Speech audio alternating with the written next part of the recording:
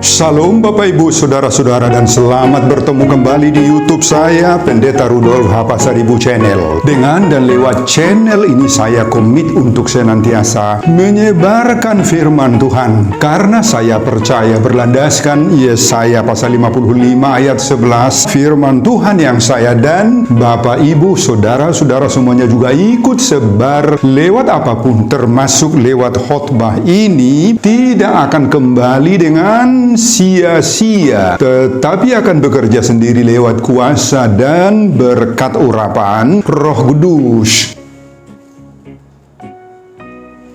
Mari Bapak Ibu, Saudara-saudara semuanya, saya ajak membantu saya menyebarkan firman Tuhan khotbah di ibadah minggu ke-7 sesudah Trinitatis 19 Juli 2026. Terambil dari kitab Ester pasal 9 ayat 11 sampai 19 dan epistel dari Yohanes pasal 10 ayat 11 sampai 16. Di Katolik topik atau tema Hari Sukacita bagi umat Tuhan.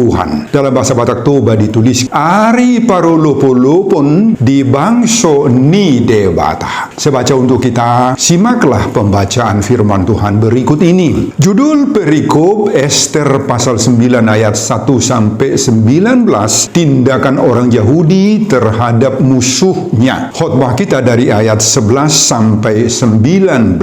Pada hari itu juga jumlah orang-orang yang terbunuh di dalam benteng Susan disampaikan ke hadapan raja. Lalu titah raja kepada Ester, sang ratu. Di dalam benteng Susan saja orang Yahudi telah membunuh dan membinasakan 500 orang beserta ke-10 anak Haman. Di daerah-daerah kerajaan yang lain, entahlah apa yang diperbuat mereka. Dan apakah permintaanmu sekarang niscaya akan dikabulkan, dan apakah keinginanmu lagi niscaya dipenuhi. Lalu jawab Ester, jikalau baik pada pemandangan raja, diizinkanlah kiranya kepada orang Yahudi yang di Susan untuk berbuat besok pun sesuai dengan undang-undang untuk hari ini, dan ke-10 anak Haman itu hendaklah disulakan pada tiang. Raja pun menitahkan berbuat demikian, maka undang-undang itu dikeluarkan di Susan, dan ke-10 anak Haman disulakan orang. Jadi berkumpullah orang Yahudi yang di Susan pada hari yang ke-14 bulan Adar juga, dan dibunuhnya lah di Susan 300 orang. Tetapi kepada barang rampasan tidaklah mereka mengulurkan tangan. Orang Yahudi yang lain yang ada di dalam daerah kerajaan berkumpul dan mempertahankan nyawanya serta mendapat keamanan terhadap musuhnya. Mereka membunuh 75.000 orang di antara pembenci-pembenci mereka. Tetapi kepada barang rampasan tidaklah mereka mengulurkan tangan. Hal itu terjadi pada hari yang ke-13 dalam bulan Adar. Pada hari yang ke-14 berhentilah mereka, dan hari itu dijadikan mereka hari perjamuan dan sukacita. Akan tetapi orang Yahudi yang di Susan berkumpul baik pada hari yang ke-13 baik pada hari yang ke-14 dalam bulan itu. Lalu berhentilah mereka pada hari yang ke-15, dan hari itu dijadikan mereka hari perjamuan dan sukacita. Oleh sebab itu orang Yahudi yang di pedusunan, yakni yang diam di perkampungan, merayakan hari yang ke-14 bulan Adar itu sebagai hari sukacita dan hari perjamuan, dan sebagai hari gembira untuk antar mengantar makanan. Nah, Bapak Ibu dan Saudara-saudara, demikianlah nats khotbah kita di ibadah minggu ke-7 sesudah Trinitatis 19 Juli 2026, dihubungkan dengan topik Hari Sukacita bagi umat Tuhan. Ari Parolopolopo di bangso ni debata. Saudara, kisah tentang Ester bukan saja sekedar cerita tentang seorang gadis cantik, bahkan tercantik di seluruh negeri Media dan Persia saat itu, yang memenangkan pertarungan, persaingan sayembara untuk dijadikan sebagai ratu dari Raja Ahasweros, yakni sekitar 50-60 tahun setelah dekrit Raja Babel memulangkan orang buangan dari Babel. Tetapi Tetapi kisah Ester ini merujuk kepada kuasa Allah yang melepaskan, menyelamatkan orang Israel dari maut dan dari genggaman pembantaian yang direkayasa oleh penguasa Media Persia saat itu bernama Haman. Mari kita simak jalannya peristiwa tragis tetapi berujung kepada keadaan manis dan strategis dan menjadi hari sukacita bagi umat Tuhan. Ari parulu-pulu pun dibangsoni debata buat orang Israel yang tinggal di Persia. Orang Yahudi pada saat peristiwa Ester ini berada di Persia. Kejadiannya mari kita simak. Setelah Raja Kores, Raja Persia yang baik hati itu pada tahun 539 sebelum Kristus menaklukkan Babel, dia mengizinkan semua bangsa jajahan yang ada di Babel termasuk Israel untuk bebas kembali pulang ke negeri asalnya masing-masing. Mereka juga dibebaskan membangun kembali bait Allahnya sendiri dan dana pembangunannya dibantu oleh pemerintah Persia. Sebagian besar orang Israel tentu saja dengan senang hati penuh sukacita pulang ke negeri asalnya di Yerusalem mulai tahun 538 sebelum Kristus. Tetapi sebagian lain dalam jumlah yang banyak tidak lagi mau pulang ke Yerusalem, ke Israel. Kenapa? Sebab mereka sudah memiliki pekerjaan, usaha sendiri di Babel. Mereka sudah tenang, senang, sejahtera, aman, secure. Menurut mereka, hidup mereka sudah lebih baik apabila tinggal di Babel daripada pulang kembali ke Yerusalem yang belum tentu sesejahtera saat ini. Saudara, inilah yang diceritakan dalam buku Ester ini, yakni keadaan orang Yahudi yang tinggal di Babel, Persia ini pasca atau sesudah pembuangan Babel. Apa yang terjadi bagi mereka yang tidak mau pulang ini? Bagaimana keadaan mereka?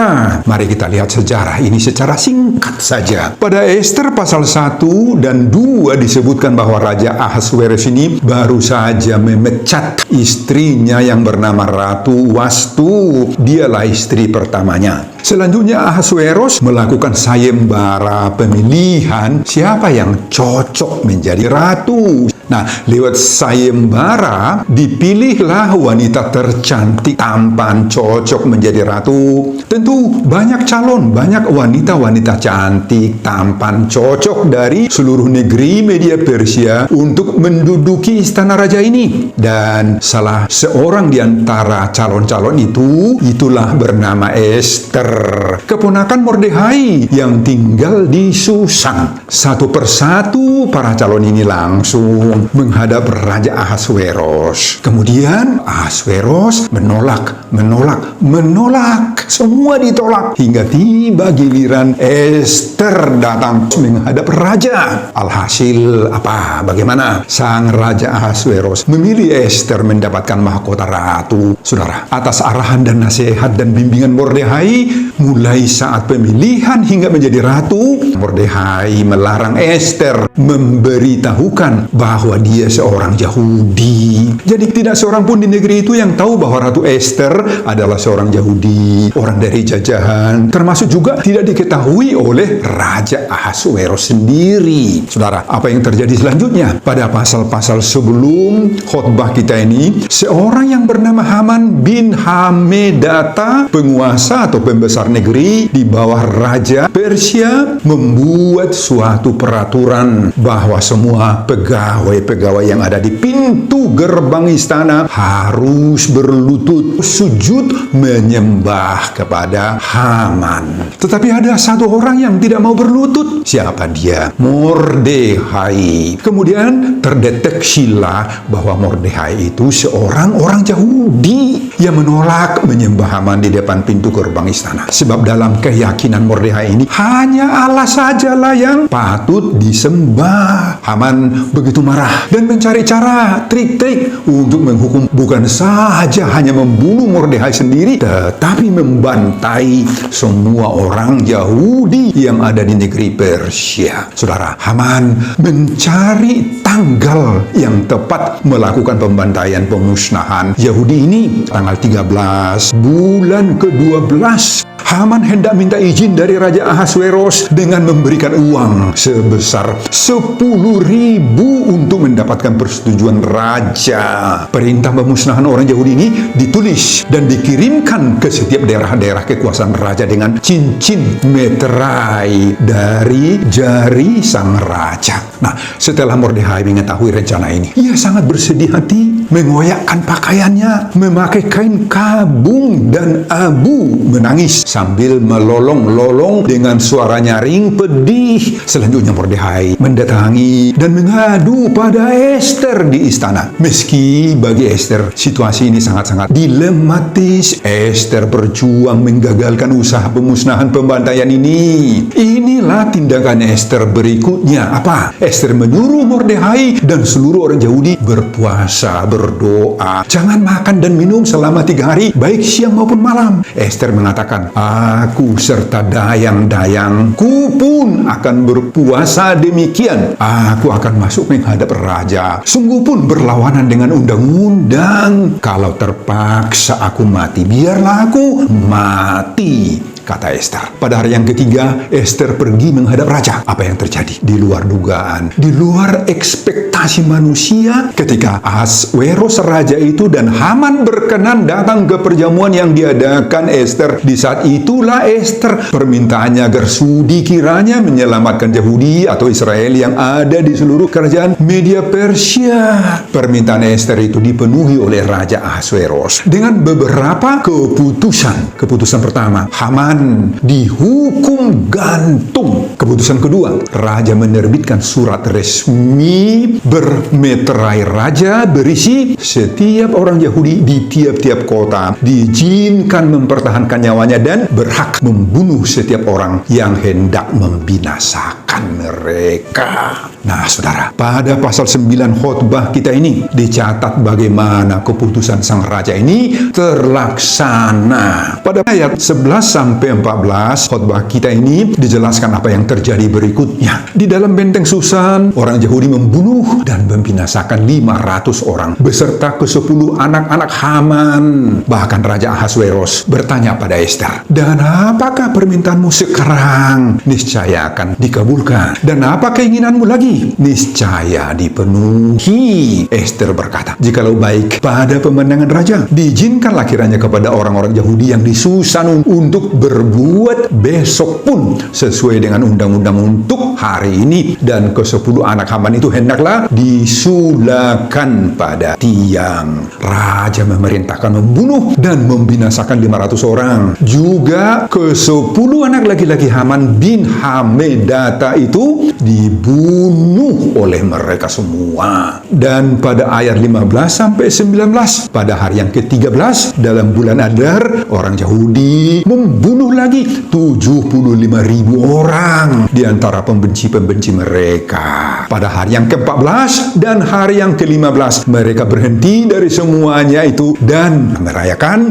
hari sukacita bagi umat Tuhan. Hari Parulupulo pun dibangsuni debata, hari kemenangan, perjamuan dan penuh sukacita. Itulah yang disebut oleh mereka pesta Purim yang dirayakan oleh orang Yahudi hingga sekarang. Di sana mereka dengan menunjukkan kegembiraan mereka antar mengantar makanan. Nah, saudara, apa makna teologis dari sejarah ini? Makna utamanya ialah Allah membalikkan ancaman, pembantaian dan pemusnahan menjadi keselamatan. Ketakutan berubah menjadi keamanan dan duka cita berubah menjadi sukacita. Purim kemudian ditetapkan untuk mengenang bahwa pembebasan itu harus diingat, harus dirayakan dan diwariskan dari angkatan ke angkatan berikutnya. Penekanan pada tidak mengambil rampasan juga di sini menolong kita melihat bahwa kemenangan umat Allah harus disertai dengan integritas, bukan ambisi atau balas dendam pribadi, bukan. Ini penting untuk menegaskan bahwa tindakan mereka bersifat pembelaan diri, bukan penjarahan atau keserakahan.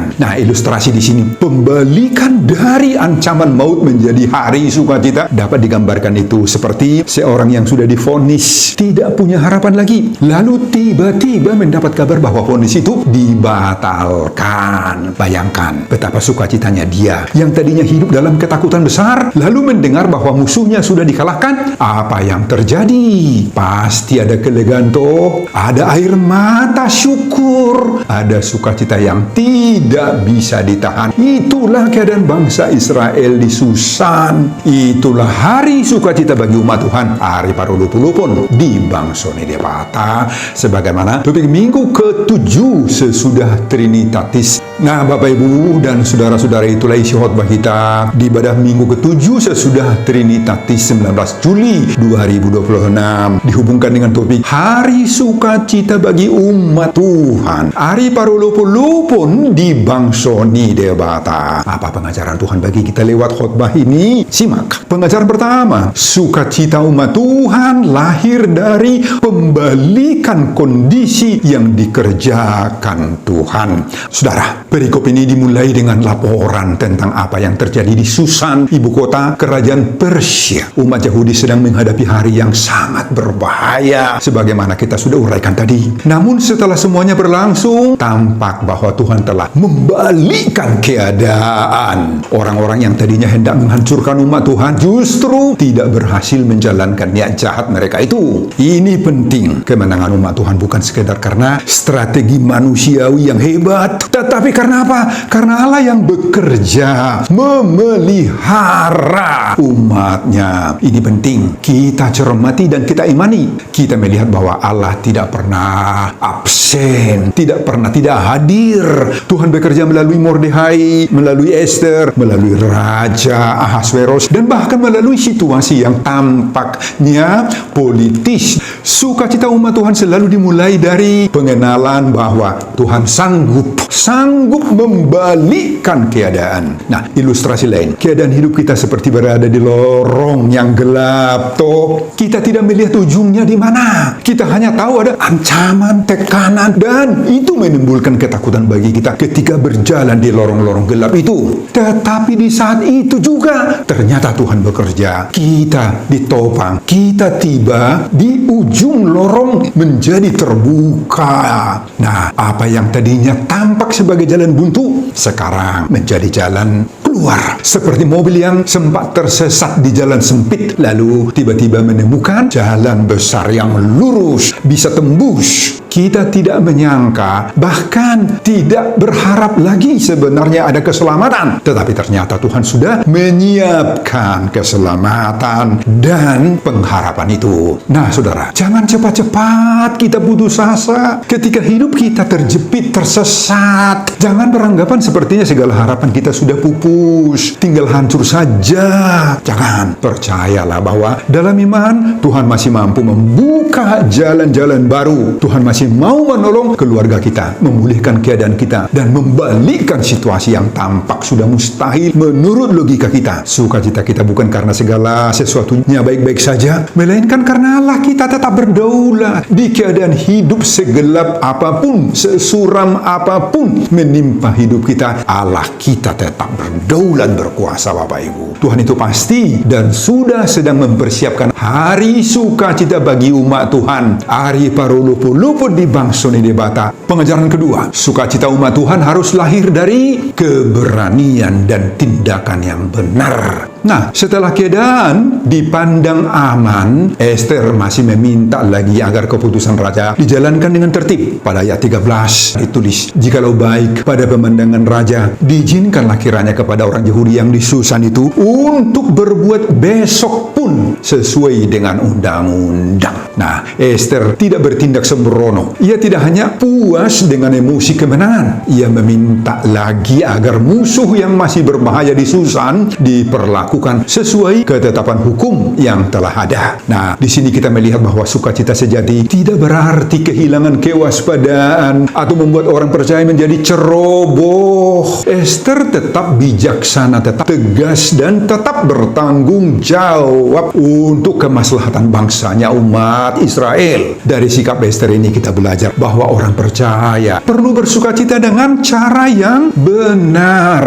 Nah, ada sukacita yang dangkal, yang hanya berupa ledakan emosional sesaat saja. Tetapi sukacita dari Tuhan itu adalah sukacita yang tetap disertai oleh hikmat. Ada pengendalian diri, tidak emosional, dan bertindak hati-hati, selalu terkontrol. Ada orang yang kalau menang langsung lupa diri, lupa daratan. Saat mendapat keberhasilan, ia menjadi sombong, gegabah, dan akhirnya merusak hasil yang sudah diterimanya itu sendiri. Nah, seperti seorang yang telah berhasil memanen hasil jerih payahnya, tetapi karena lalai, ia justru membiarkan semua hasil panen itu rusak. Jadi kemenangan yang tidak dijaga, tidak dipelihara, itu bisa hilang dengan cepat. Nah, saudara, kisah Hester ini mengajarkan kita sebaliknya, kemenangan harus dikelola dengan bijaksana, harus dirawat, dipelihara, dijaga itu Bapak Ibu,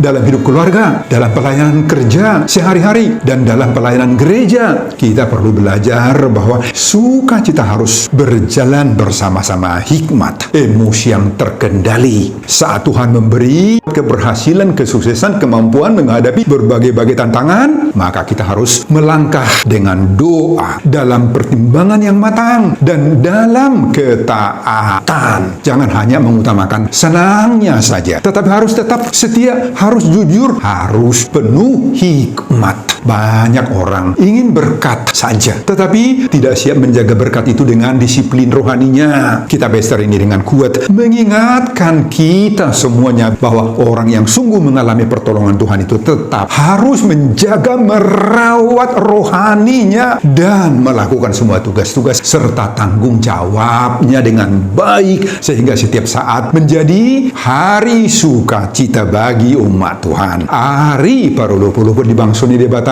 sebagaimana topik minggu ke-7 sesudah Trinitatis. Pengajaran ketiga, sukacita umat Tuhan tidak boleh dicampuri keserakahan atau balas dendam. Nah, saudara, ayat 15-16 ini sangat penting. Orang Yahudi di Susan dan di daerah lain sudah memiliki kemenangan. Mereka juga memiliki hak sebenarnya untuk mengambil rampasan perang. Tetapi teks ini menegaskan bahwa mereka tidak mengambil rampasan. Nah, realitas ini merupakan pernyataan moral, pernyataan rohani yang sangat-sangat kuat. Mereka menang, tetapi tidak serakah, tidak angker jago, tidak sembrono, dan tidak suka-sukanya mengambil harta orang. Mereka bertahan hidup, tetapi tidak menjadikan kemenangan itu sebagai kesempatan untuk memperkaya dirinya. Mereka orang yang berhasil dibela, tetapi tidak haus terhadap keuntungan. Nah, saudara, sikap ini menunjukkan adanya kemurnian hati. Mereka berjuang bukan untuk menumpuk harta dari penderitaan orang lain sana. Mereka menolak menjadikan kemenangan sebagai alat untuk balas dendam. Enggak. Nah, ilustrasi lain, ada perbedaan besar antara orang yang menang lalu tetap rendah hati dan orang yang menang lalu menjadi rakus. Nah, dua-dua berbeda. Orang yang menang dengan hati yang bersih itu ibarat petani yang panen lalu bersyukur kepada Tuhan. Tetapi orang yang menang dengan keserakahan itu ibarat orang yang kelaparan, terus kelaparan. Walaupun sudah makan banyak, tetap tidak pernah puas. Nah, sadarilah, keserakahan itu selalu berkata, kurang, tambah lagi. Itu keserakahan. Tetapi hati yang bersyukur akan berkata apa? Tuhan sudah cukup baik, terima kasih Tuhan untuk berkat-berkat-Mu. Dia akan katakan itu. Makanya Bapak Ibu, kita harus waspada terhadap hati yang ingin selalu mengambil keuntungan dari setiap keadaan. Bahkan dalam pelayanan, aktivitas dan kegiatan rohani pun, keserakahan bisa saja masuk. Bisa saja dimanfaatkan orang cari untung, cari uang, cari kelep. Jika kita dan kelompok kita diizinkan menang dalam suatu pergumulan, persaingan, maka hindarilah untuk membangga-banggakan dirimu, menghakimi orang lain. Lebih indah apabila dalam kemenangan yang kita raih itu, Tuhan memanggil kita untuk menang dengan bersih, dan orang lain juga tidak merasa dirugikan meskipun kalah oleh kita. Sehingga terjadilah hari sukacita bagi umat Tuhan. Hari parulupulu pun dibangsoni debata. Sebagaimana topik minggu ke-7 sesudah Trinitatis. Pengajaran keempat, sukacita umat Tuhan harus dirayakan dan diwariskan. Saudara, inilah puncaknya. Setelah kemenangan itu, orang Yahudi tidak membiarkan peristiwa ini lenyap, berlalu begitu saja, enggak. Mereka menetapkan itu sebagai hari sukacita dan hari perjamuan. Inilah asal mula pesta Purim. Perhatikan, sukacita mereka bukan hanya untuk dinikmati sesaat, tetapi untuk diingat dan bahkan diwariskan. Mereka ingin generasi berikutnya juga mendengar bahwa Allah sanggup membalikkan masa depan yang gelap menjadi terang. Nah, saudara, ini pengajaran berharga bagi kita. Sukacita yang sejati selalu menghasilkan memori rohani yang indah. Orang yang pernah ditolong Tuhan tidak mudah melupakan kebaikan Tuhan itu. Justru ia membangun perayaan, kesaksian, dan ucapan syukurnya sebagai tanda bahwa Tuhan setia menolong dia di waktu masa lalu. Ilustrasi lain, dalam kehidupan keluarga, kita sering menyimpan foto, menyimpan sertifikat, surat berharga, atau benda tertentu yang mengingatkan kita pada momen-momen penting di hari-hari yang lalu. Mengapa? Karena manusia perlu mengingat. Jika kita lupa, kita mudah kehilangan rasa syukur. Nah, demikian juga secara rohani, Bapak Ibu. Jika umat Tuhan tidak mengingat karya-karya Tuhan dalam diri kita yang pernah dilakukan oleh Tuhan, maka kita akan mudah melemah. Iman kita juga tidak akan bertumbuh karena kita tidak mengingat apa yang telah dilakukan Tuhan bagi kita. Tetapi bila kita membangun peringatan akan pertolongan Tuhan yang pernah dalam diri kita, maka generasi berikutnya sesudah kita juga akan belajar percaya kepada Tuhan yang sama yang kita percaya itu. Oleh karena itu, Bapak Ibu, gereja masa kini dan khususnya keluarga-keluarga Kristen, keluarga-keluarga kita masing-masing perlu memiliki budaya mengingat karya Tuhan. Kita perlu menceritakan pertolongan Tuhan kepada keluarga kita, kepada anak-anak kita, kepada generasi-generasi cucu-cucu berikutnya. Gereja juga perlu menceritakan sejarah itu pada jemaatnya. Kesaksian seperti ini bukan hanya sekedar untuk didengar, tetapi untuk membangun iman bersama, menyemangati generasi-generasi berikutnya untuk tetap setia kepada Tuhan. Jangan hanya ingat sakitnya di masa penderitaan, di masa pergumulan dahulu. Jangan hanya sakitnya yang kita ingat, tetapi ingat juga adanya pertolongan Tuhan. Ingat pembebasan dari ancaman itu. Hari sukacita umat Tuhan harus menjadi warisan iman. Nah, Bapak, Ibu, dan saudara-saudara, kalau Tuhan pernah menolong umatnya dahulu, bangsa Israel di masa Ester, sebagaimana khotbah ini ribuan tahun yang lalu, Ia juga menolong saya, menolong Bapak Ibu, menolong kita hari ini dan pada waktu-waktu yang akan datang. Kalau Tuhan membalikkan nasib atau keadaan umat Yahudi di Persia zaman Ester, Ia juga bekerja dalam pergumulan keluarga kita, dalam pekerjaan kita, dalam permasalahan, dalam pelayanan-pelayanan di masa sekarang dan juga di masa depan bagi kita, bagi anak-anak kita, dan bagi gereja kita. Tuhan mampu merubah segala kondisi pahit itu menjadi manis, menjadi terang, sehingga kita menikmati hari sukacita bagi umat Tuhan. Hari paruluh pun di bangso nidebata, sebagaimana topik minggu ke-7 sesudah Trinitatis 19 Juli 2026. Amin, Bapak Ibu dan saudara-saudara. Sebelum saya mengakhiri khotbah ini, kembali saya mengajak Bapak Ibu dan saudara-saudara untuk membantu saya menyebarkan firman Tuhan khotbah di ibadah minggu ke-7 sesudah Trinitatis 19 Juli 2026 dari Ester pasal 9 ayat 11 sampai 19 ini, agar semakin banyak orang yang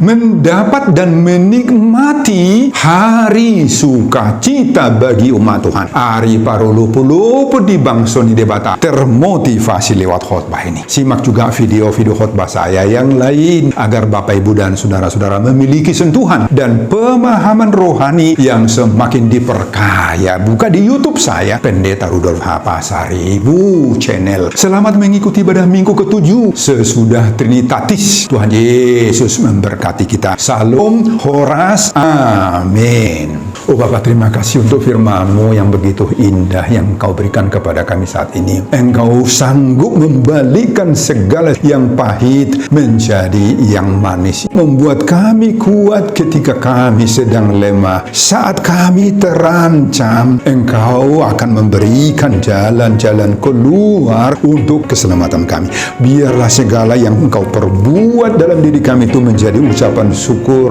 Terima kasih Bapa. Amin.